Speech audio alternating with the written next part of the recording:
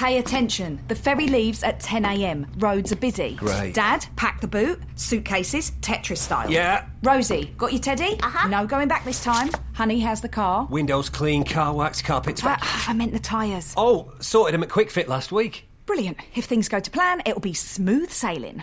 Planning the perfect getaway this summer? Make sure your tyres are up for the job. Book today at quickfit.com or your local centre. Quick Fit. Drive away happy every time.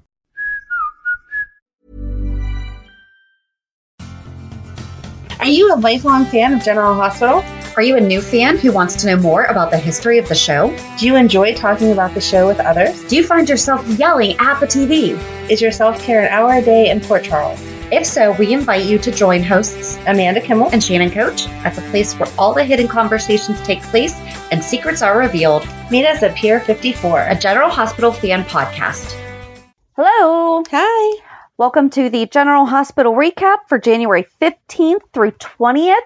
I guess I'm glad that things have kind of gone back to, they had us a hot mess for 2 weeks, and then I feel like this week, at least the beginning of this week, it was like, here, this is just recovery time. Right. Like, you don't really need to even pay attention to everything that's going on because it wasn't much. Yes. I'm just not invested, I guess, in the storylines that were the majority of the week. Yes, I agree.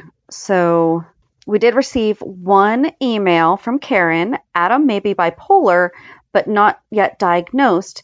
And this is what the whole storyline is about. Fitting since he's Maurice's son, and with the passing of former GH actors Tyler Christopher and Billy Miller, whom both had bipolar disorder, it seems to fit. Except Adam, this was going on before both Tyler and Billy. Yes, and I mean, he absolutely, you could write bipolar in at any point in time. My personal experience, because of my daughter, is that there's extreme highs and extreme lows, and I don't remember ever seeing Adam extremely high. No. So she did send this in on the 17th. So it was before the end of the week when we saw other things. So, because we saw it with Morgan. Yes. Yes. That was... Right. He had the highs and the lows, and you could very easily identify it. Everyone has different extremes. So, right. And there's different bipolar 1 and 2. So perhaps he's just not as severe. But I've just never seen his highs to think that that's what it is. I mean, it could just be regular old depression. We don't have to go fancy to bipolar. It could just be regular depression. But I think a lot of it has to do with... There's also different levels of regular depression. True. So, but it does seem like it has a lot to do with his dad after meeting his dad. Yeah. So, I mean, I guess we'll talk more about that in a little bit. But that was the one email we got. We also forgot to read all of our comments about Bobby. That's because we didn't want to cry anymore. Well, because we sent out, we posted, I know. What's your favorite memories? I feel like we'll just do that at the end. Yeah. At the last one. Sure. Okay, real quick. Jophiel's now a Funko Pop from Five Nights at Freddy's. They made her a Funko Pop because she's one of the kids. So cute. And it was on Instagram. It was so sweet. Oh, that's adorable. Back to Bobby. So we didn't read any of the comments, but still keep sending them in, what your favorite parts are, what your favorite memories of her are. I feel like doing it at the end. Because I originally had it broken down by time. So what was your favorite early memory? What was your favorite? Well, this week was what was your favorite 90s? And I'm sorry to say the 90s are going to take us a while to get through. All those storylines you were excited about are taking time. Well, I text you. By the way, I think we're just going to do 90 to 95. That way Carly is just by herself. Mm-hmm. Oh, no. This week, we are only discussing Lucas. Oh, okay. Because that took some time. And then I feel like next week is going to be BJ. So Bobby was pretty busy with her kids having their own storylines in the 90s. Well, there you go. And it's only the first part of Lucas. Okay. Yeah. But it was quite involved. And so I was like, no, I feel like this is an entire story that needs to be told. But then also we kind of get a twofer. Because should we ever do a full 411 on Lucas, guess what we already have? Right.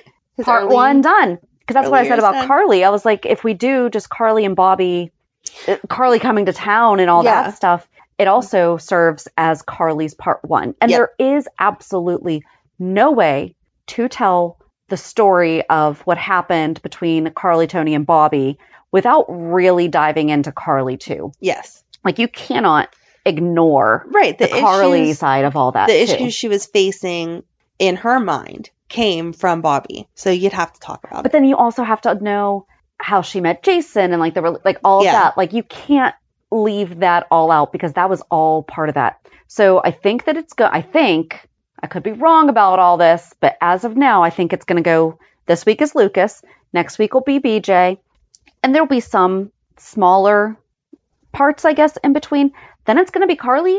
And then I think we'll have the end, which will be Stefan and Jerry. And that's the rest of the 90s, right? Yeah. Jerry, that'll be so good. So we're going to figure out separating this up again because I was definitely supposed to do the 90s, but whoa. Bobby was busy in the 90s. Yeah. So, yeah, that's it for the 411 update about what we're doing this week. And if you have any information that we are missing from, because the 80s was difficult to even find anything about. Because Curly Cute Girl didn't have that written up. That's what I used a lot of for this Lucas, but she didn't really do the write-ups until 91. Mm-hmm. So that was, or 90, 91. But, Soap Digest didn't have their weekly recaps in the 80s. It was just very difficult to find info. The book was handy. It was. I did not use it for this week. Okay. Did you look at it all for this week? I didn't. Okay. No, that's fine. It was my week to do. But it ends in the 90s. So, yeah. Okie dokie. Hulu headlines. On Monday, Ava is furious. Spencer has an unexpected reunion. Jocelyn finds Adam in trouble. Nina strikes a deal. And Sonny reconsiders. Oh, I'm like, what did he Yeah, okay. Tuesday, Jocelyn gets support from Carly. Nikolas decides to protect Ace. No. Okay, Trina tells Esme about her plans. Sonny tries to stop Dex. On Wednesday, Carly and Drew lean on each other. Nina drops a bombshell. Ned and Michael face off. That was a 2-minute conversation that was agreed upon. Yep. Okay, whatever. Esme panics. Finn and Elizabeth come across a clue. Okay. Thursday, Michael prepares himself. Drew and Anna commiserate. TJ updates Jordan. Kristina has a surprise visitor. She has a surprise visitor. Spencer received a surprise visitor. Okay. Okay. Esme seeks help from an unlikely source. And then on Friday, Carly and Sam discuss the recent changes in Drew. Drew makes a big business decision. Dex comforts Joss. Spencer confesses to Laura. And Esme is desperate. Yep. Where do you want to start? It was all kind of boring. I'm sorry. I had very similar. So I watched Monday and Tuesday together on Thursday, and I could have watched Wednesday, and I was just like, yeah. So then, no, did I? Whatever. There was one other one that I could have watched, and I was like, yeah, because then I watched Wednesday and Thursday on Friday, and then I watched Friday yesterday morning. Okay. I am glad that I watched that one by itself because I was in a completely different mindset. Mm-hmm. So, all right, what was the recap for Monday? Making me pull this up again. Oh, sorry. I thought it was in your notes. No. I switched to just reading it off the Hulu app. Okay. Because it just doesn't make sense for me to. It doesn't. No. Ava is furious. Spencer has an unexpected reunion. Jocelyn finds Adam in trouble. Nina strikes a deal. And Sonny reconsiders. Okay. So I think we should just go through Jocelyn because that was like. Okay. I don't even know that I find it interesting. It just made sense, and it kind of went from start to close-ish. Yeah. So she wants to talk to Adam. She goes to his dorm room. But question, what was the start of that? And there was no, it was just a panic. Yeah. I'm going to go check on Adam maybe. And then there was no answer. So that's why she started really, really knocking. Yeah. Okay. I'm not sure what led up to that. I wasn't sure if I missed something because, again, I was kind of just like, la-di-da. Exactly. It could have been from the week before, and I just wasn't really paying attention either. Okay, cool. But we're both on the same page. Yes. That's all that matters for the purpose of this podcast. Yes. She shows up and is like, hey, where's Adam? And his roommate's like, I don't know. He stormed out of here. He took his guitar and my vodka. And she's like, oh, no, I have to find him.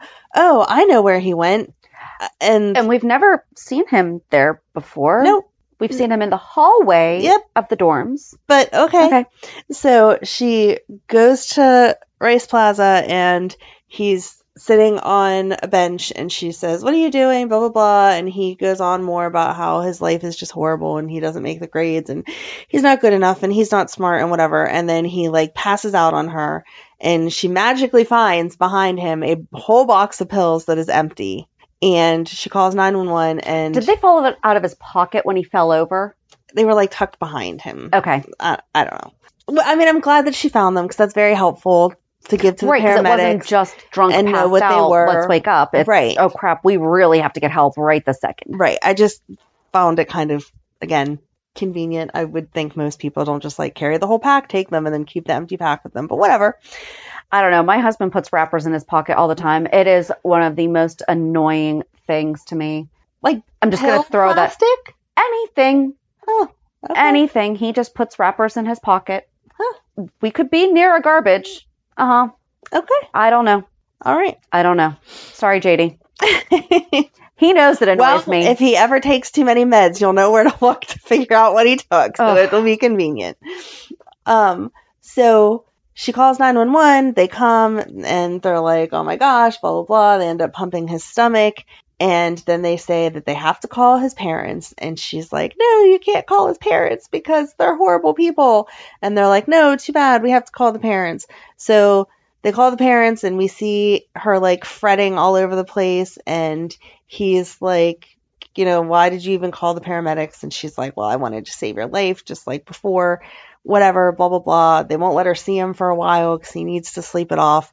And then Friday, this random man gets out of the elevator and basically just starts yelling at everyone about his son and where's his son. And what a loser he is. Like, how much he's wasted their money, and that he obviously can't handle it. I mean, that's horrible. It was awful. I wish that Joss had said, because she was like, no, she could have said a little bit more of like, no, Adam is terrified of his parents, because at that point, I feel like maybe the doctor would have like more of an obligation of, okay, well, you don't invite the abuser to visit. Yes, exactly. Even though I understand them calling, because I mean, I'm my son's emergency contact on his, you know, because most parents probably are their kids' emergency contact on their college stuff.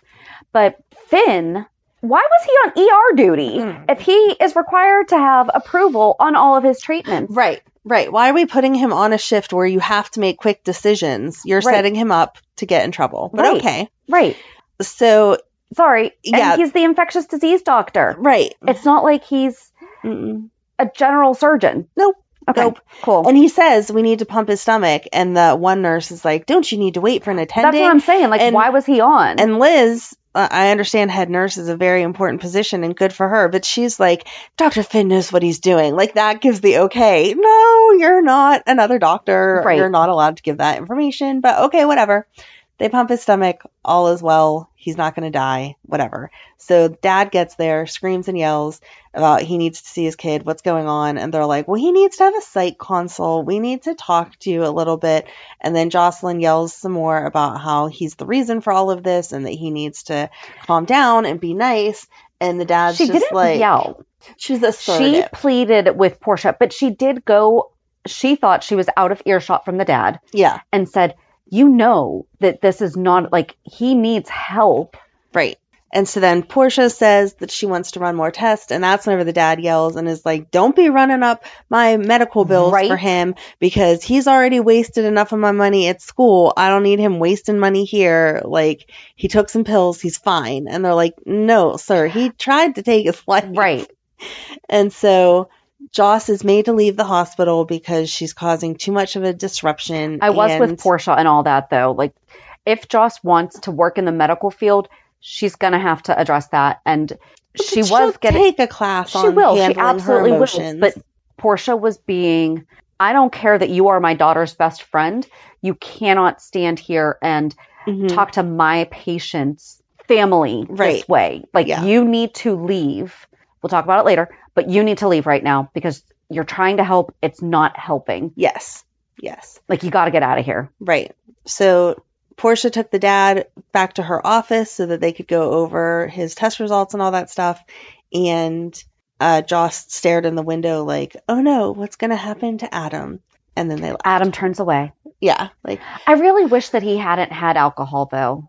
Just I mean, in general, I wish that he had not like felt the need to drink that much. I wish it had just been some kind of a pill, because I feel like they're going to blame the alcohol. Yeah. Not Right. No, he was really, yes, he was trying to kill him. Like, he was trying to take his own life. Yes. And the mix of both of those is a quick way to do it. Is a way to do it. Yeah. But I feel like his dad's just going to be like, he was just drunk. He just needs to not be drinking. He didn't know what he was doing. Yeah. He didn't need to Meanwhile, take that many. Right. He took the whole package. Right. And that's, I think Joss said something like, your son knows what he's doing. Like, Yeah. first of all, med school. Right. We know, we've learned, even in the very basic class, that drugs and alcohol do not mix together. Right. So I was glad that we finally got to meet his dad. I hope they give us a little more perspective, because as I feel like we're supposed to right now, we all hate him because he was a jerk and said, don't run up the medical bills. And if your child is sick, you're like, I don't care what it costs. Right. Fix them. Right. So yeah, I was part way invested in that story, just because I want to know what his diagnosis is going to be. Right. And like, that's the thing, is that we just need more of an answer of what's happening here. I hate the slow, because it's not like anything is progressing. Right. It's what we did with Gregory. It's the same thing over and over. And sure, that's probably how it happens in real life. But I don't know. I feel like there could have been, because at first we thought, when we first met Adam, we thought he was going to be a stalker of Joss. Right. Because he had a ridiculous interest in her. Right.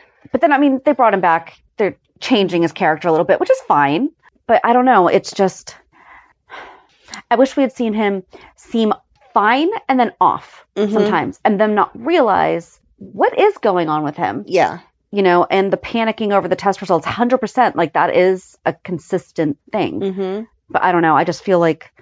Yeah, that's what I mean. If we're not seeing the highs and lows, like, even whenever he thought he did good on a test, he was still like, but other people did better and my dad's going to be mad. He wasn't like, woohoo, over the moon, I did such a good job, which is what mania would be. So I don't know. We'll see. Either. But I'm glad that we're at least moving towards some type of information, and that the dad finally showed up so we can read that situation. We hate him. We do. I don't care. You don't. No. And then also at the hospital was Dex this week, pretending to be an orderly, and that nurse that we've never seen before called him out and was like, you need to have your badge. And he was like, oh, I'm so sorry. And stay off your phone. Yeah. And I've never seen you before. Right. But okay, just don't do it again. And so then he goes into Cyrus's room and is going to drug Cyrus right as Sonny is calling off the hit. So Sonny gets there in the nick of time. Right. For him to not inject it. And then Cyrus was awake. And so he grabs Dex's arm and is like, what are you trying to do? As if he doesn't already know. Well, he knows. And then Sonny comes in and is like, oh, we're going to dismiss this orderly. You and I can chat.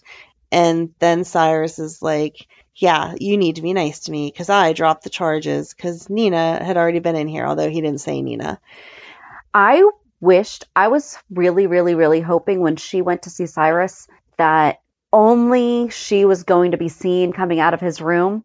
Oh, that would have been good. Dex would have. I love Cyrus, so we're just leaving. I don't want him to die. I think Cyrus is a great character. Not that, like, I love him, but I would hope not. But you know what I mean. Like, I don't want him to go anywhere. Like, this is not how Cyrus dies, right? Yeah, right. But I wish that Dex had at least been able to get where, like, his heart rate's going, you know, blah, blah. But who's been in here? Well, Nina Reeves was just in there. First of all, though, why is he not being guarded? No idea. No idea. Just curious about that one. But yes, Sonny stopped Dex. Nina had been in there talking about how he ruined her marriage. He's why she and Willow are estranged. And he's like, nope. No, honey. Right. Exactly. This is all your stuff. Maybe I did like Cyrus for 5 minutes this week because he was like, yeah, you just blame everything on everyone else when really it's all your fault. Yep.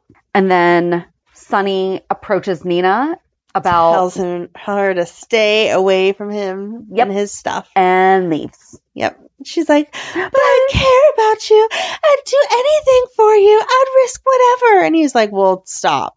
Because I didn't ask you to. Stay out of my business. Yes. Okay. Yeah.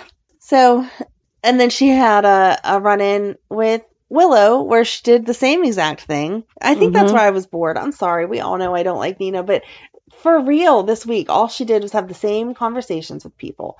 So then before that, I think she went to Willow and was like, Willow, you have to talk to me. I'm your mom. And Willow's I will always be here for you when you change your mind. I don't want to talk to you.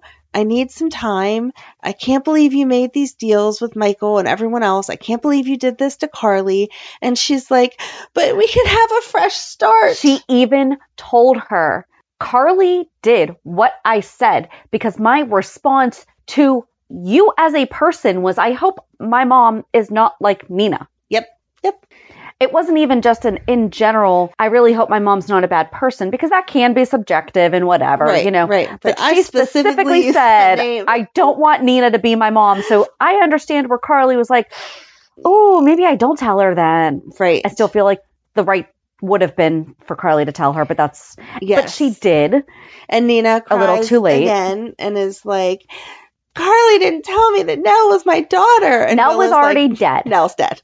Nell was dead when she found that out. Right. So whatever.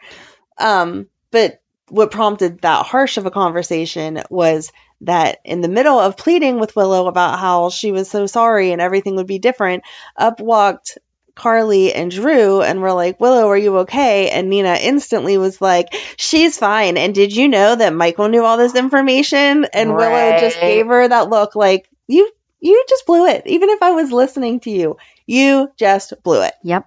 And she was like, he's known for months and said nothing. And then Carly and Drew go to the Quartermains and ask Michael. I liked Carly this week because first she was like, Nina, you're lying. My son would not do that, which would have been my reaction. But then when she got to the Quartermains, she walked in on Tracy telling Michael how proud she was of him. So back it up. This is where Ned and Michael, hold on. We need to use this exact phrasing. What is it? Face off. Yes. No, Michael told Ned he wanted his proxy back. Right. And Ned was like, And Tracy was like, you don't deserve your proxy back just because things didn't work out. Ned held up his side of the bargain. And Michael was like, can you just do the decent thing? Okay, I know that technically you could keep them, but can you give them back? Because I gave them to you under these circumstances and now it's changed. And Ned was like, it's really not any fun to keep something under these circumstances. So sure, you can have them back. And Michael was like, all right, cool, thanks. And in the middle of that, Tracy's like, oh, Michael, I'm proud of you for once. You're such a Quartermain. And then Ned gets all mad and is like, why do you like Michael better than me? And she's like, what are you talking about? Yes, basically he did. He was like a baby, like two siblings fighting. You like Michael why? Better than me. And she was like, no, I don't. She compared Michael to Edward. Yes. And that is the ultimate compliment. And even though she has compared Ned to, I think that he's always thought that was reserved for, I will let you know when you're being like your grandfather. And now she is passing along. It's, oh no, just any male in the family can be like Edward. And now Ned's like, oh shoot. It's a very high compliment, but it was not attractive to hear Ned be like, no, that was funny. Go better, because that's basically what he said. And she was explained, no, it's a compliment that any Quartermain man could have. Your brother has no interest in this life, and I believe. Oh, hold it. I wrote. Oh, come on. I wrote this down somewhere. Dylan doesn't have an eye for business, and blood doesn't matter. Leo, she adores Leo. Yes. I was like, we know this, but for her to sit there and when it was just the two of them, be like, no. Right, for her to Leo admit it, is. Because in the beginning, you saw where Leo would come up and she would be like, what do you want, kid? Right. And she would let him talk and then be like, okay, the grown-ups are speaking, go away. Right. And now she's like, Leo wants this for dinner, so we're going to have this. Right. And Leo this, Leo that. So she was talking about the future of Leo being a Quartermain in this life. Right. And she wasn't saying he's never going to be a part of ELQ, but she also wasn't saying he is going to be a part of ELQ. And she's just like, wherever he winds up, I adore him. Right. Yes. And so she's like, so it's you and Michael right now carrying on the Quartermain name. So I am excited that Michael is doing some things grandfather-ishly. Right. And esque. There you go. Not Lee, because that would mean he would be a grandfather. Yeah. He is channeling his inner Edward. Perfect.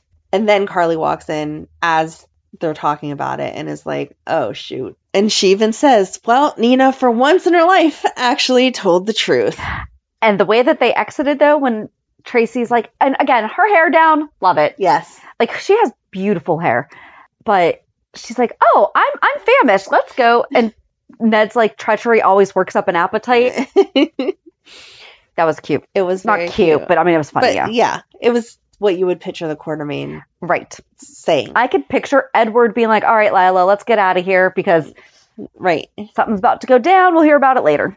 And then you see Tracy trying to listen to the conversation between Carly and Michael. And Carly said what Carly had to say. She's like, Michael, I can't blame you. I've done things just as bad for reasons just the same, and I see where you were going for. Like, am I kind of upset and hurt? Of course I am, because I'm your mom and I wanted you to come to me, but at the same time, you were trying not to hurt your dad, you were trying not to hurt your wife. Like, I get all that. Whereas Drew was like, we were friends, you didn't tell me, I'm mad, and he stomps out. I am glad that Drew yelled at him, because that man has been repressing a lot, and I feel like it's all coming out now. Yeah. Which we will get to, but it was, and Michael even said, like, I'm a hypocrite. I put Dad's happiness over yours. But meanwhile, and he even said, he's like, Dad and Nina had just gotten married and he was so happy. And then I find this out and you seem fine. So it's like, okay, and Drew was already in jail. Right. So it couldn't have changed it. Right. Well, it would have, probably. Maybe not. No, it wouldn't have. Not at that point, because he was already sentenced. And they did do the crime, as much as I hate to admit that. So it wouldn't have changed anything. But yeah, I just love the way that Carly was like, I mean, I'm not happy, but do I understand? Yeah, you've inherited some traits from your mom and dad. That's kind of how it works. And you did the best you could do.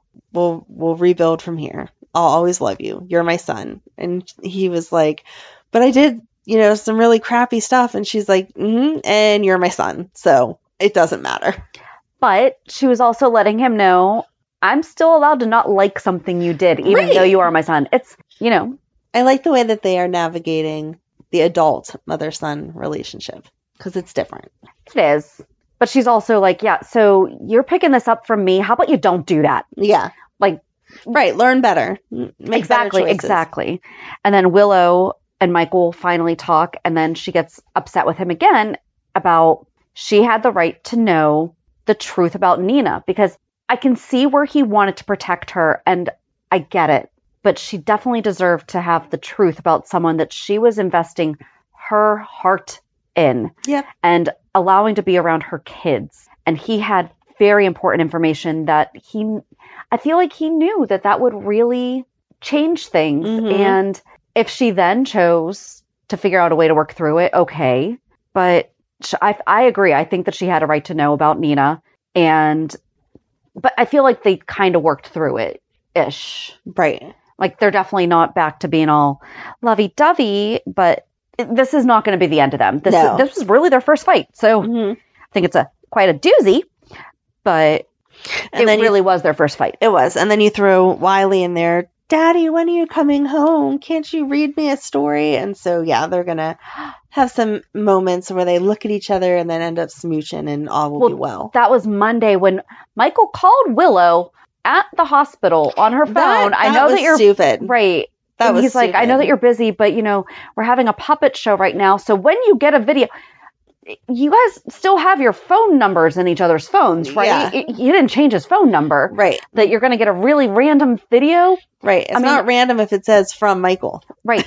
Like, I use the Marco Polo app, and that's where you share stuff. So guess what? Whenever the other person or I can watch, we do. That's how we share video information. A person might not be able to watch right at that time, but when Willow gets a break, she could watch her kids having a puppet show. And I'm not going to call you to be like, hey, you sent me a video and I can't watch it right now. Right. I know you're at work doing medical stuff. So don't call me. And you're not even really allowed to have your phone on you. Right. So don't call me to say, hey, I sent you a video that you can't watch right now. Right. Just no. Right. Ridiculous. That was weird. But I mean, okay. but he was stretching. He was trying to see, would she take my call? Yeah. But how about if you call me in the middle of my shift and you cannot tell me, I know you're not allowed to have your phone on. Yeah. She answered because she's probably assuming it's an emergency to do with the kids. Mm-hmm. Yeah, calling someone when you know they're unavailable is not the way to test if they want to talk to you or not. No. It's not a good test. No. But anyway, they ended up... She shut it down. She's like, all right, I'll talk to you later. Because I'm at work, like you Right. said. But in the evening when she got home, it seemed like, okay, they were moving towards some reconciliation there. And that's good because I'm not ready to see them done. No. So. Even though, no. That would not be okay for that to be what? No. Sorry. That was not even a full sentence. Just no. They know what we mean. Yes. So then the other storyline would be... Well, do you want to finish Cyrus? Esme went to go see Cyrus for help.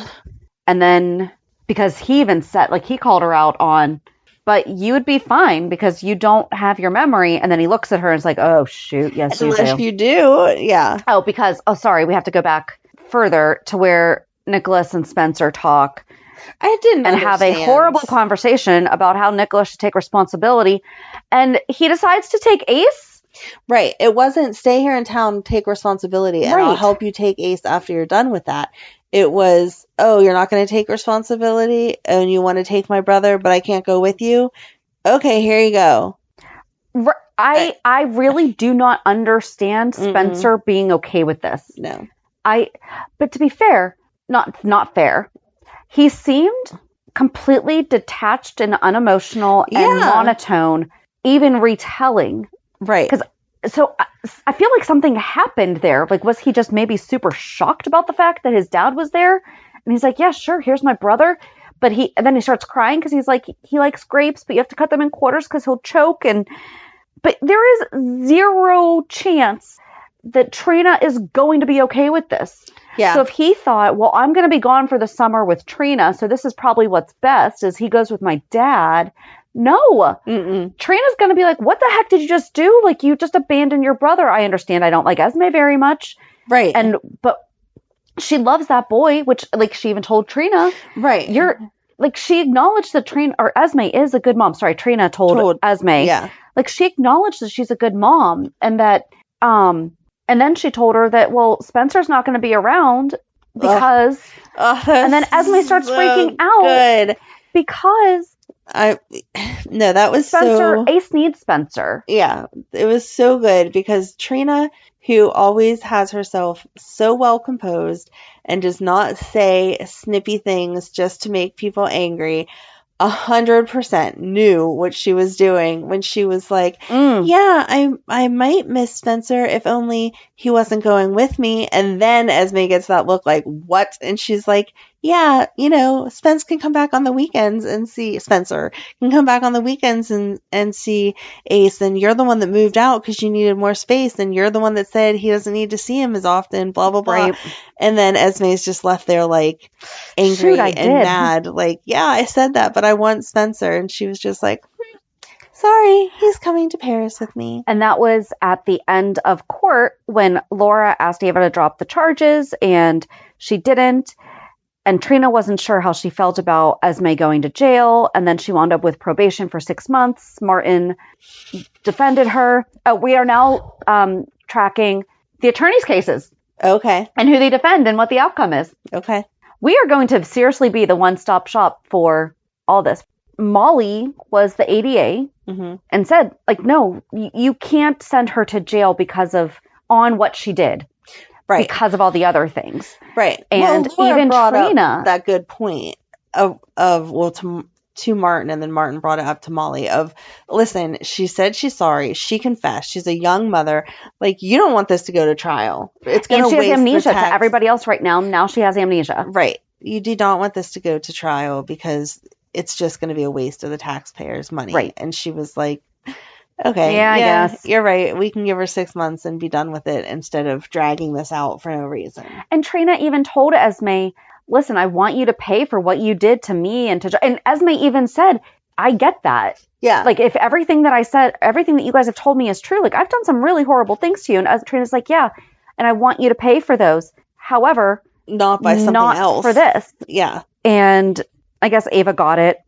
But then Esme went back to the apartment, and Nikolas Spencer informs her that Nikolas came and took Ace. Right. First, he like holds her up, like, wait, let's talk. And then she's like, no, I'm taking my baby and going home. And she's like, he is like, actually, you're not, because I let my dad take him. I still don't understand Spencer's. I don't either. If he would have said, I'll come hide at Windermere with Ace for a while, I just have to let Trina know that's where I'm going, or something, anything. But to just be like, okay, Dad, we just sat here and had a conversation about how much I don't trust you, how much I doubt your parenting skills, how much I doubt that you can love anyone other than yourself. Because Nikolas told him about what good times they had when they were younger. But Spencer has repeatedly been like, you were not there for me. Right. And I had the fun times with the butler. And does he really think that Nikolas taking Ace on the run is what's best for his brother? No. Nope. So, yeah, I didn't understand why he let Nikolas just take the baby. But then Esme is like, all right, I'll go talk to somebody. I have resources you don't know about, which she didn't. So she ends up at Cyrus's and is like, hey, I need you to help me. The baby is your family. Don't you want to help me take care of it? And I'm like, technically Spencer's his family too, so I'm not sure what side he wants to go on here. But she knows what side Laura's going to go on. So that's the thing, is that it's, so you want to get in good with your sister, so you're going to help me because, that's what Laura's going to want. And Cyrus summoned Laura and Spencer. That was great. You have to like Cyrus for that. That was great. You have to agree. I'll give him that sign. He was like, so here's the deal. Spencer was your brother. Yeah. Esme was just here. You want to tell your mom or tell your grandma something? She was so mad. So mad. We haven't seen Laura that mad at Spencer in a while. She was like, you did what? Why? Huh? And he's like, grandmother, Ace will be better off with him. And she's like, are you insane? What are you talking about? And I do think that because Spencer told Nikolas that Esme has her memory back because of the Spence stuff and whatever. At still what point I feel like that was a good idea to just give Nikolas the baby, I still don't know. No. But I think that even when Laura finds out Esme does have her memory back, I don't think she's going to be supportive of Nikolas just taking Ace. No, she's going to want Esme to own up to her crimes, and she's going to want Nikolas to own up to his crimes. And once they have both done that, then they can have Ace back. Right. Well, Spencer told Laura that she has her memory back. Yeah. And she still was not in favor. I'm sorry, I said when she finds out. No. She was still, I'm sorry, She found out that he suspects, but she did say to him, so you're blowing up this girl's life over a suspicion. And he's like, no, I know. And she's like, it hasn't been proved. It's still a suspicion. But even once it is proved, I feel like she's going to say everybody needs to pay for their crimes and then collect the baby, not just be on the run with him or withholding him from the other parent. Although Esme is adamant that Nikolas is the father. For right now. But that's what she said to Cyrus. But then also she went to Ava, and Ava has compassion for Esme because she's, Ava's ready to be on the defense. And then she's like, have you seen Nikolas? And Ava's like, why, have you? And then cut away, come back. And she's like, he took Ace. And she's like, what? Yeah. Ava is definitely very much on the, nope, Nikolas should not have that baby. Team Esme. Who would have thought that? Right. Probably so many people were like, yeah, I'm going to go with Esme on this one. I'm just interested to see how long we're going to have him keep baby Ace away. A week, a month, 6 months. You can't just let it go on indefinitely. No. And I want to see what she's going to do to help find him. She went to Cyrus. She means business. So is she going to be out there searching the world? Well, and she even told Ava that she went to Cyrus because, and I think that was a very smart decision because if Ava found out that Esme had gone to Cyrus later, it would have been like, how are you trying to take advantage of me or scare me? Right. But she was like, no, I've already gone to Cyrus. And Ava's like, what? That man has a thing for me. Yeah. And I think she's also like, hey, I went to Cyrus. So don't be surprised whenever Nikolas comes back. But that's what I'm saying. If Ava had found out later, Ava would have been like, now you're just trying to trap me because the stuff with Cyrus. She's like, nope, heads up. I already talked to this guy. Yes, I understand. But he also can help. We'll see. He's not coming after you right now, as far as we know. He was making some phone calls. So, yeah. Pay attention. The ferry leaves at 10 a.m. Roads are busy. Great. Dad, pack the boot. Yeah. Rosie, got your teddy? Uh-huh. Honey, how's the car? Windows clean, car wax I covered. meant the tyres. Oh, sorted them at Quick Fit last week. Brilliant. Planning the perfect getaway this summer? Make sure your tyres are up for the job. Book today at quickfit.com or your local centre. Quick Fit. Drive away happy every time. But then, we could just do one of the biggest yawns. TJ and Jordan were at dinner talking about Kristina having just gone through the implantation. Blaze visits Kristina. IUI. She didn't do IVF. She did IUI. So we're hoping for implantation. Gotcha. Okay. I was hardly listening. I just kept hearing implantation. The only reason that I know is because they had obviously made the huge deal about her being an egg donor, but that paper that she was looking at was IUI, not IVF. And so that's like where you're hoping that your body just kind of takes over once they put the man part in there. Gotcha. And then Jordan gets a call about a gun and goes to an alley and now has 2 thugs after her. Right? Who are those people? I don't know. That I didn't understand. Are we still working with this pikeman thing? Like, what's happening right now? I don't know. But then Blaze goes to visit Kristina and she's like, hey, you want to come hang out? And Kristina is very obviously in comfy clothes. Do you think Jordan has something to do with, oh my God, Trina's dad? Trina's other dad. Taggart. What if Taggart's in trouble somewhere? Oh, and that's why we haven't seen him and nobody cares? Yeah. He's off. He did something bad. And so they're grabbing Jordan so that she can help get him out of his bad trouble. Maybe. I would be okay with that. Because the last time we saw him, he was drinking and crying. Right. So chances are he went and did something stupid. Because nobody's been checking on Taggart. Nope. I would like that because I want Taggart to come back. Right. I doubt it. That's what I want. So that's why I just wrote it that way. So you have to say, Yes, no, so I agree. Do I want it? All right. Yes. All right. Good. Now write that in, please, guys. But yeah, Kristina and Blaze are at the age where if you see me in comfy clothes, I'm staying in comfy clothes for the night. I'm not going out. Yeah. No. I thought maybe you'd want to get ready and we'd go out. No. I'm in sweats. Right. My hair's in a ponytail. Right. I just want to sit here. If you want to come in and sit here with me, you are more than welcome to watch whatever I'm binging with me.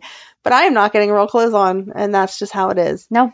And that's pregnant or not. Exactly. So then she breaks things off with Blaze because she's like, we're in 2 different places. You didn't hold my hand.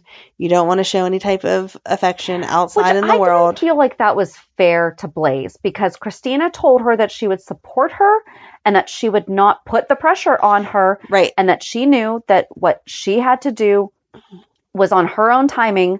And I think we forgot to talk about this when Kristina got mad at the park because I was really upset with that because I'm like, you just went against everything you even specifically told. It's not like that happened and then they had the conversation. It was they had the conversation. Christina's like, well, I'm not going to out you.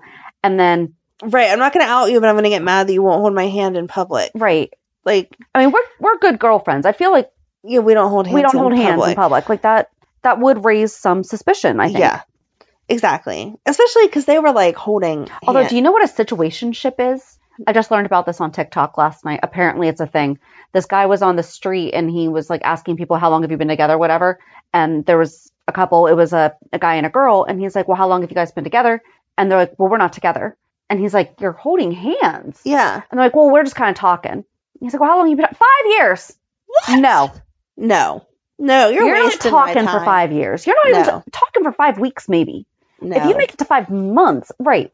But I guess there's situationships. I'm not entirely sure about this, but maybe that's, but I don't know. I am all about you do you, whatever makes you happy. Oh, I hate that phrase. But at the same time, you know what made Charles Manson happy? You know what made Ted Bundy happy?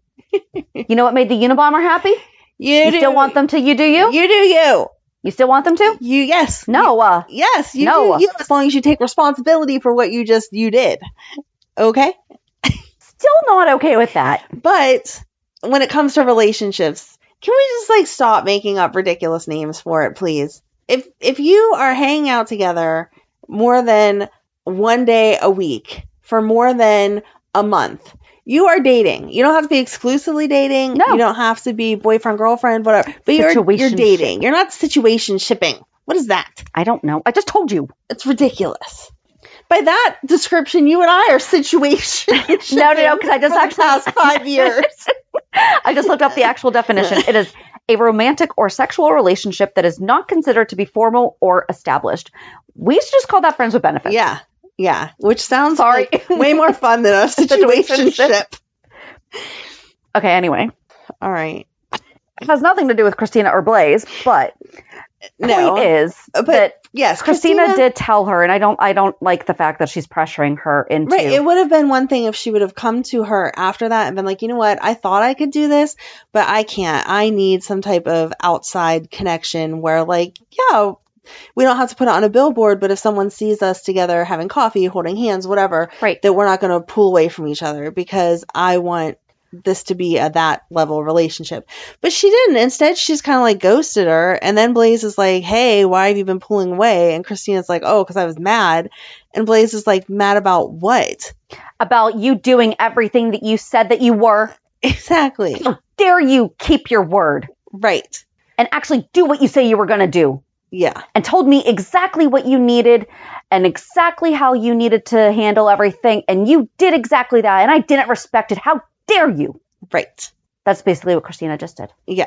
Okay. So they broke up, and then Blaze went away, and then Kristina did have a cute little talk to her belly. I did like that, where she's like, I know. Well, she was like, can you tell me if I did something wrong? If you're in there, and I don't know that you are, which FYI, yeah, no. It was like hours after the procedure. No baby has been made yet. They're still on the swim team at that point, okay? So, she's like... Come on, Michael Phelps! Yes. So, she's like... Maybe if it was Michael Phelps, that would be. Maybe? I don't know. He's a good swimmer. He is a good swimmer. I don't... He had the best swimmer. Oh, my God. He's been the best swimmer since day one. Oh my god. Oh my god. Okay. There's been no champagne. Right. Which makes it even worse. Anyway, so yeah, so nothing's gone on there yet. But she's like, if you're in there, I don't even know what's in there, but if you're in there, can you just tell me, did I make a really dumb mistake? Because you're the only other person that heard this conversation. Right. That was sweet. It was cute. Yeah. It was super cute. And I like the fact that she was like, Auntie Kristina, like, right. I want them to have the bond of a good aunt. I do not want them to make it, which I think they're going to just because they have to make it weird. But I don't want her to be like, this is your mom, blah, blah. Nope. It was a total, like. They just need to have the Phoebe situation. That worked out really well. Right. She talked to the baby the way that she talks to like Scout and them like, I am your aunt and tell me if I did something stupid. But anyway, then Blaze comes back and she's like, yeah, I don't want this to end this way. Can we just like hang out tonight and talk about this? Cause I can hold your hand. I didn't like that. Can't put everything out there.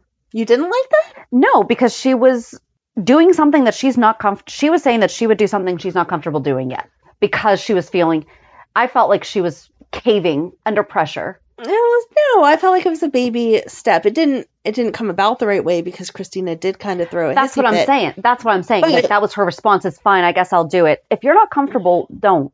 But I know. See, I took it the other way. If she was like, listen, I don't want to lose you. And so I'm willing to compromise, but you still can't expect me to compromise all the way up to this level. And Kristina was like, okay, I don't want it on a billboard. I just want to hold your hand sometimes because I like you. Right. So I felt like it was a compromise. I don't know. I don't want it to happen on like major things, but I'm okay with it at this level. So they're together, hanging out, chilling, hoping that relaxing all cool and all works. Some people up. Oh my gosh. So today, I thought of you today. So we drove past, this is like an early reality check, but it's not a reality check. It's just one of those things I have to interject because Shannon's ridiculous. We drove past a bad accident today and we felt bad. Gosh, what? No, let me get there. So I'm saying the Fresh Prince of Bel-Air, and this is where we're going. Yes. Okay. We drove past a bad accident, and so that took us to the topic of like, obviously, I hope the people are okay, blah, blah, blah. Like, where's the ambulance? And we saw the ambulance coming, like, as we were driving down the road more and stuff. And so, Ryan said that he has stopped at bad accidents before to make sure that people are okay. And I was like, well, knock on wood, I have never been like that close to the next car. I was so far back that other people had already stopped. I would have done nothing but waste time or be in the way, but whatever. And he was like, yeah, this one time I stopped because this lady got like really bad rear-ended. Like she was turning and the person behind her totally didn't realize and like slammed into her or whatever. Yeah. So he walked up to her and was like, you know, we're calling 911, blah, blah, blah, blah, blah. What hurts? And she was like, my neck, my back. He was like, I had to like bite my tongue from being like, my neck, my back. And so that's what I just see you doing also. Yeah. Yeah. So that's why I thought of you. It's because I was like, yep, Shan would have done that too. Yep. So I actually have this written in my reality check, but we are on the subject right now, so we're just going to do it. At some point Thursday night, we decided to play. Was it Thursday night? It was sometime this week. We wound up somehow playing just like random Name That Tune on the phone. Okay. Because I forget how we got onto it. It was myself, my aunt, and my husband. We were just sitting there, and I can't remember if it was like TikTok or like somehow we got on like the Name That Tune. So we wound up doing TV shows. Okay. And my husband knows Faces of the Heart as General Hospital within like 2 seconds. Nice. Not even the current. Nice. Gold star for JD. I know. I was really proud of him for that. You should be. But yeah, that's how it got started, because there were a couple songs that kind of came about the same way that yours just did, that my husband did not know. And we're like, how do you not know that song? And then it progressed from there and then spiraled into TV show Name That Tune. Okay. Yeah. I did pretty darn well. Good job. I'm not surprised by that. Yeah, it was fun. Yeah. So yeah, that's why I thought of you. Because I was like, Shannon would have done the same thing. Now you see, I don't remember if I ever told you this story. So I used to sleep in bunk beds because there was 4 of us. And so we only had like a 2-bedroom house. So like we slept in bunk beds and I was on the top bunk because I'm the oldest. And I fell out one time and my mom came in and she was like, what'd you hit? And I'm like, the floor. And so I was like, did I tell her this story before? Is she going to be like, the car in front of me? Like, what hurts? You know? Or what'd you hit? The car. Nope. No. It was the sing-songy that I was like, yep. That's funny. So, anyway. I get you, Ryan. You two are the same person. Well, not entirely. There's a lot of similarities there. Name That Tune skills is... No, just your nerdiness. Okay. Just your nerdiness. I had to go to the doctor and he came with me and the doctor had like the little hat thingy that they wear, but it was all the constellations and he instantly is like, I like your hat with all the constellations. And I'm like, shut up. Can you just not nerd out for 1 minute? We're at the doctor. Mm-hmm. Yeah. See, you can't say, oh, I wouldn't do that. You're like, oh yeah. My first day of Earth Space Science, and we had a planetarium in the high school and I knew all the zodiacs, and the teacher was like, who knows these? Yeah. I'm like, you do. And okay, I sit there and I let it be quiet for a while. I am not the first person to raise my hand with an answer, but I'm also not going to say it if no one is answering after 15 seconds. Mm-hmm. Yeah. Yep. So the doctor went on about how he's a Gemini. He has a tattoo of the Gemini, whatever. And I'm like, okay, can we get back to like just finish the doctor appointment, please? I don't need a lesson on the constellations. But yeah, you'd have done that. So yeah, you two are the same person. Yeah. But anyway, I like to learn. You're cute, dorks. I obviously like you both. So we're fine. They have the more you know. Yep. I took that to heart when I was younger. There you go. All right. Anyway. So Anna is all on the more you know kick. I felt like that was weird. I don't know why he had to talk to Anna. That was weird. I kind of liked it because they're both struggling with the same thing. They are struggling, but I just don't see them in the same places. But that's the thing, is it wasn't like they were really talking as friends. They were basically both talking like, okay, so are you okay right now? Because we're kind of going through similar-ish things. We have similar backgrounds. What's going on? And she's like, well, I'm writing this book, and it is a legit book. It is Never Get Angry Again by David J. Lieberman. It is the foolproof way to stay calm and in control in any conversation or situation. Well, I need that book. And it's an actual book. I need that book. I need it like subconsciously fed into my brain. He understands that a change in perspective is all that is needed to keep to help keep from flying off the handle. And Never Get Angry Again, he reveals how to see anger through comprehensive, holistic lenses, illuminates the underlying emotional, spiritual, and physical components of anger, and gives the reader simple, practical tools to snuff out anger before it even occurs. Yeah, I don't think that's going to work for me. I don't me. feel like that is what Anna is struggling with. I don't feel like Anna has an anger problem. She's angry that she shot Charlotte because she should have never been put in that situation. But her anger is not what caused her to shoot Charlotte. Correct. So that's not... Yeah, I'm not sure. Yes, she's angry, but it's not like we're now seeing Anna being an angry person. Right. She's devastated.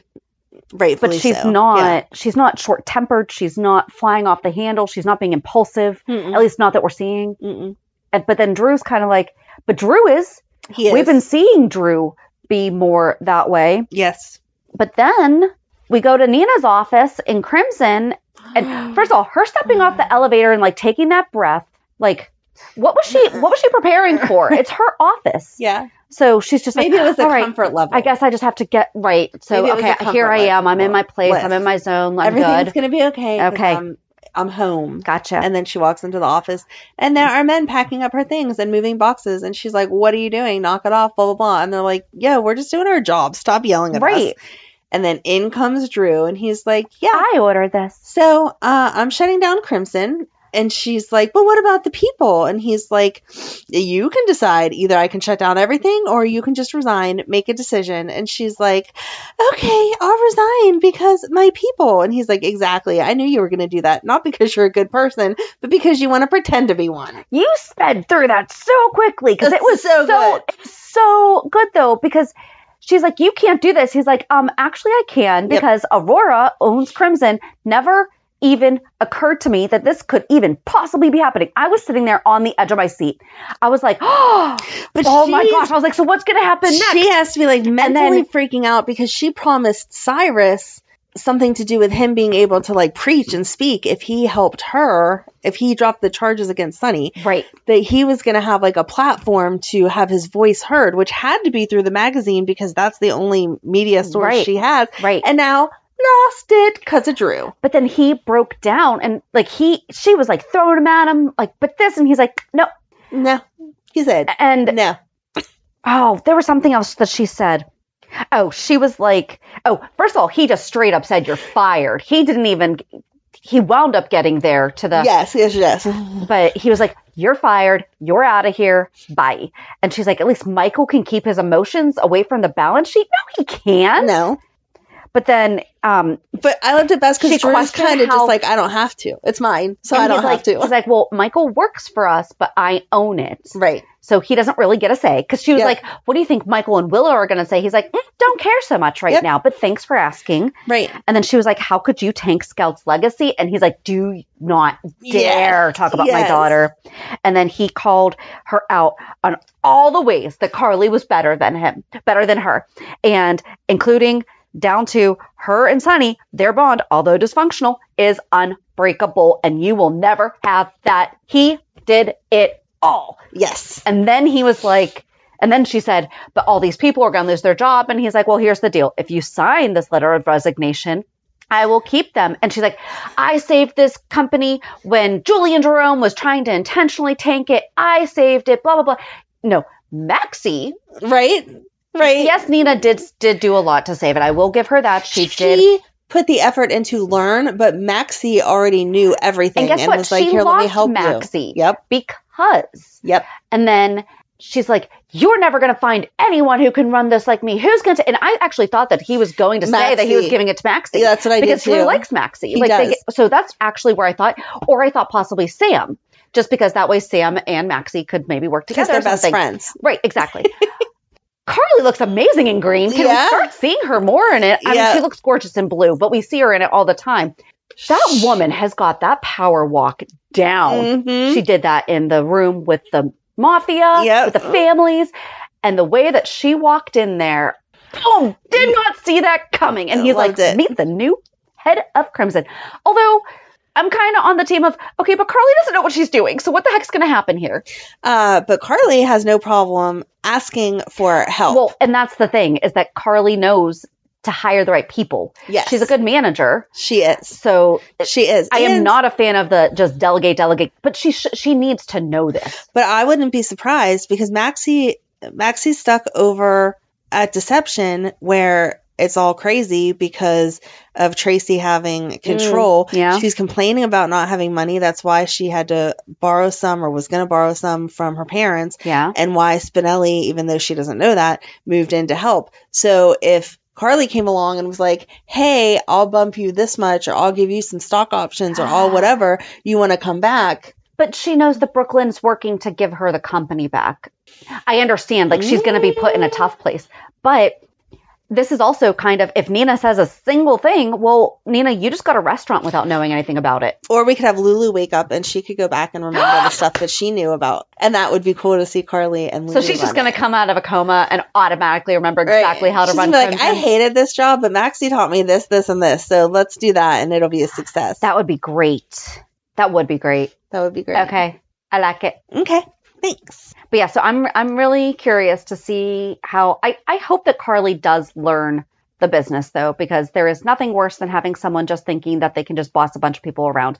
You still need to know the industry that you're working in, even as maybe she could hire. Especially if she's going to be the editor. Maybe she could hire Nina at a lower position and then boss her around all day, every day. What's happening to Shannon? I'm sorry. Nina's assistant. Can I be Carly's assistant now, please? Sure. Can Shannon keep her job? Right, especially if you did it competently, which I assume that you did, so you'll be helpful. Yes. Like, I will train Carly on how to do her job. Like, just so you know, you have a meeting on this day. Yes. Let me help you. Okay. All right, you're keeping your job. Sweet. You're welcome. Thank you. Mm-hmm.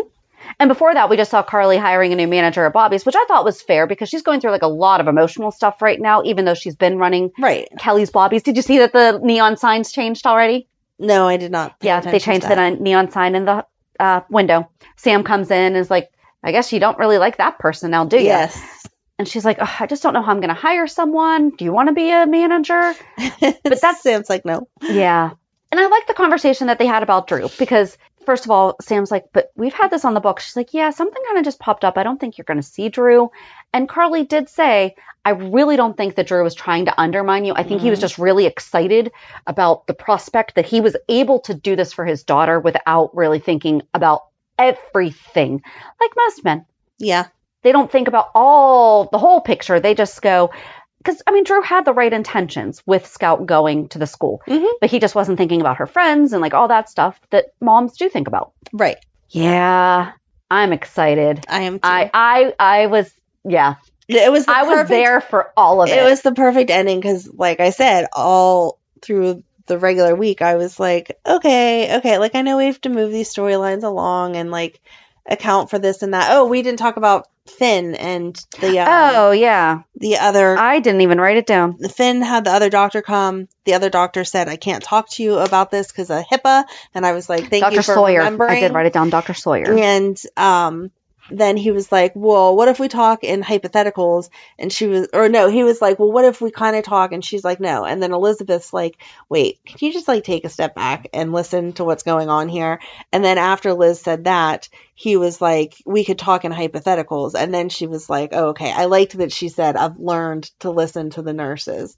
And so then they had a whole conversation that basically said, she had already told this dude that he had cancer and he didn't follow up with oncology. So it was not Finn's fault. It was the patient's fault, like we said. So yay for Finn that he will hopefully win this lawsuit. But, I wasn't really interested in much that happened this week. And then whenever the last scene was Carly getting crimson, I was like, that was a good Friday cliffhanger. That was amazing. And to you, Nina. What's she gonna do now? Yep. What is she gonna do now? I really can't wait. I mean, she still has her half of the hotel, but I really can't wait for Cyrus to be like, you can't pay me for my help. I'm going to go put the charges back on Sonny because what's that going to do to everybody? Yikes. Ooh.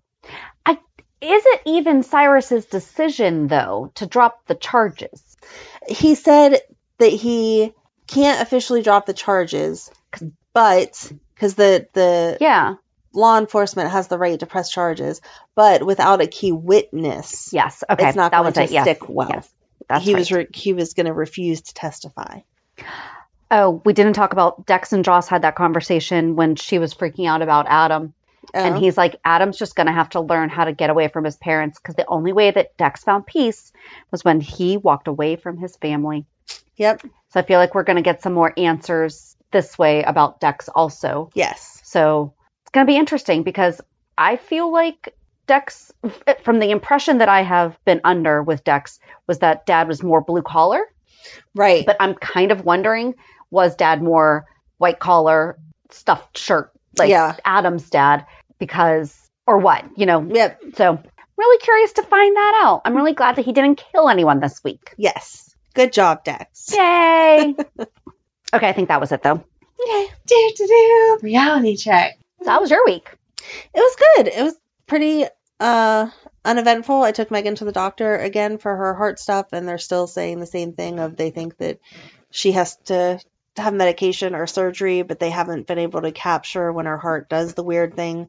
So they're waiting for results from another monitor, blah, blah, blah. And I'm just like, okay, let me know whenever you figure it out. It's not going to kill her. That's what matters. So here you go. That's where my brain is just staying at. She'll be fine. I trust doctors, but I feel like I would be having a really hard time trusting that an issue with the heart. I guess I trust. How are you doing with all of it? I guess I trust it because Emily has something not similar, but the same type of deal that her heart has a weird rhythm. Okay. But the only time that you can catch it. The rhythm of the heart. The only time that you can catch it is whenever she has a fever. Okay. Whenever she has a fever, her body reacts, and then when they do the EKG, they can see it on the EKG. Megan's is more complicated that the regular EKG doesn't catch it as easily as the heart monitor does. I don't know. So I'm trusting the doctors. Neither of them are acting like they're dying. So I'm like, okay, we're okay. Yeah. So that is that. And then yesterday I took a mental health day from work, and we went out to breakfast, Ryan and I and the two younger girls. And then we all went ice skating, and Matt and Julie came. Oh, nice. Ryan had never been ice skating before. Madeline, I don't know if she's ever been, or if she did, she was too little to remember.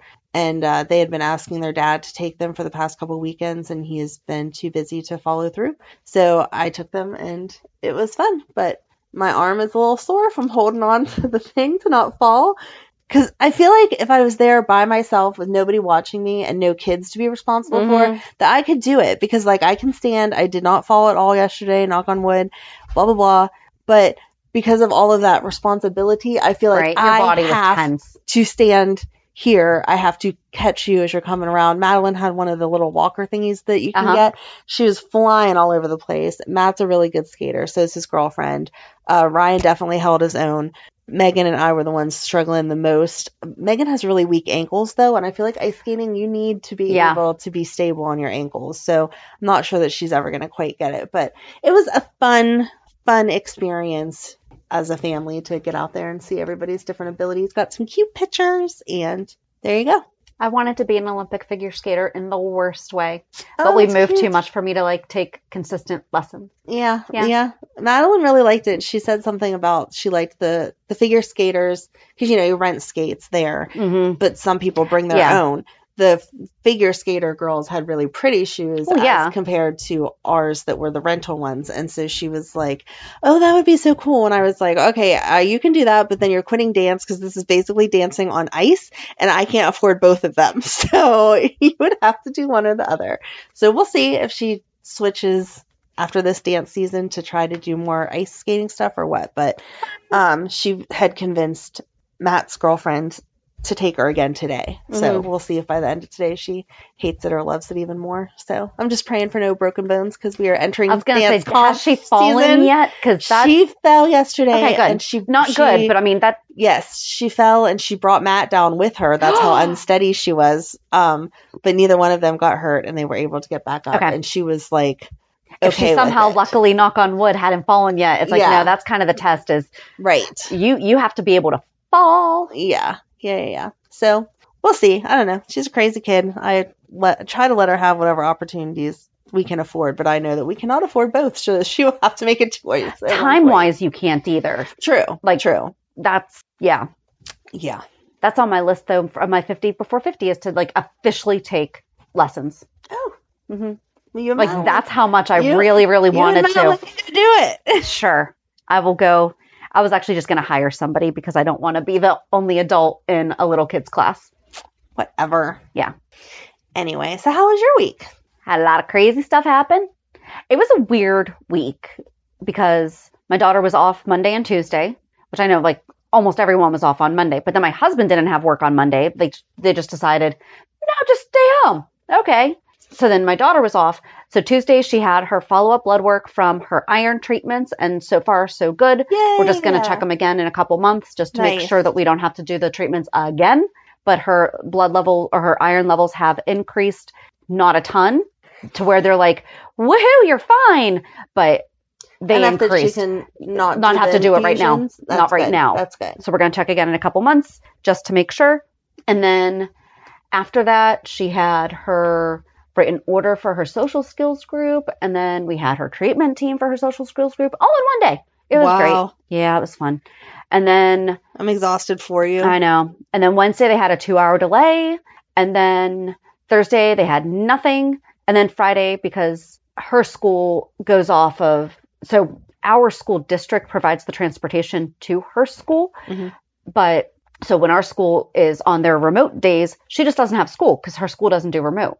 Because there could only be, Your school didn't cancel on Friday anyway? they wound up canceling. Oh, I was going to say, Right. because usually a lot of districts follow what Pittsburgh Public does, and where her school is located is close enough to Pittsburgh that I feel like the school district that it is in does cancel a lot. So I Ish. assume that they followed that. They service 40 school districts. Okay. So I think they would also do like a percentage. So like if ours and maybe one or two other ones canceled, but Okay. not everyone else did, then the school would not close Okay.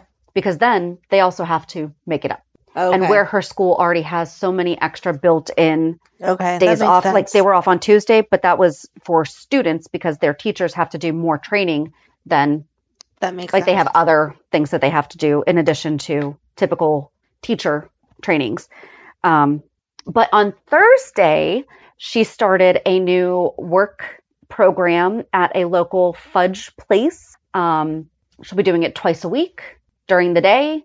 They are providing transportation to and from the school. So like she'll get on the bus from home, go to the school at whatever time she leaves the school, goes to work, comes back, and then comes home. So I am really excited about that because it sounds like so lazy that I'm like, that's one less thing that I have to do, but it's not, but it's also one less, it's a lot having to get her because it's not just a 20-minute drive. Right. You know, right. like it's a significant part of my day and I have to still work.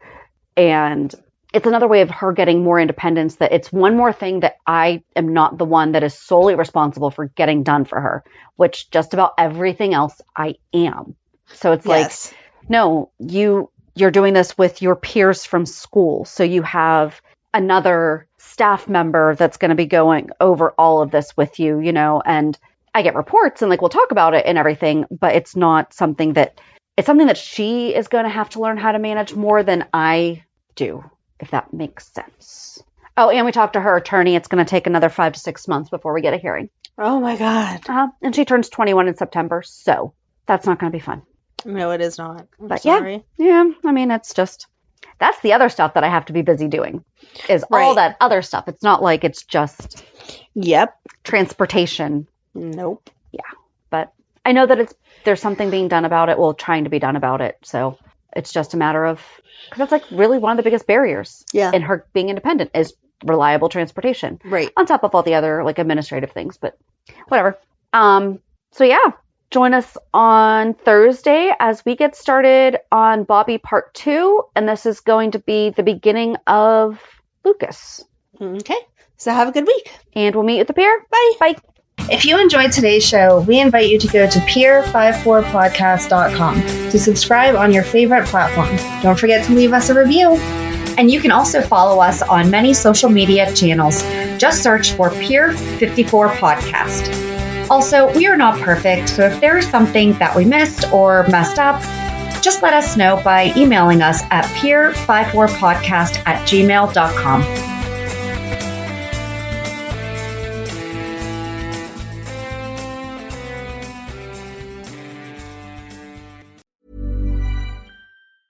Pay attention. The ferry leaves at 10 a.m. Roads are busy. Great. Dad, pack the boot. Yeah. Rosie, got your teddy? Uh-huh. Honey, how's the car? Windows clean, car wax, I meant the tyres. Oh, sorted them at Quick Fit last week. Brilliant. Planning the perfect getaway this summer? Make sure your tyres are up for the job. Book today at quickfit.com or your local centre. Quick Fit. Drive away happy every time. LifeLock, how can I help? The IRS said I filed my return, But I haven't. 1 in 4 tax-paying Americans has paid the price of identity fraud. What do I do? My refund, though. I'm freaking out. Don't worry, I can fix this. LifeLock fixes identity theft guaranteed and gets your money back with up to $3 million in coverage. I'm so relieved. No problem. I'll be with you every step of the way. 1 in 4 was a fraud-paying American. Not anymore. Save up to 40% your first year. Visit LifeLock.com/podcast. Terms apply.